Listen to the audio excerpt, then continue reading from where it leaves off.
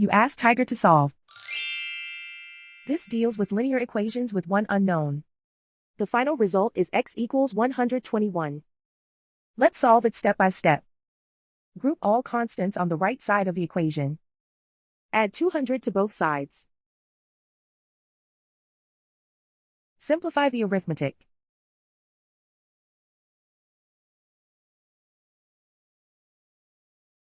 Isolate the x.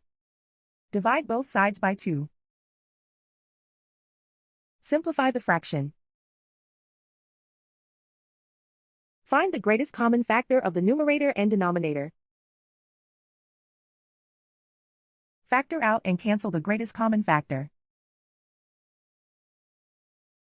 And so the final result is x equals 121.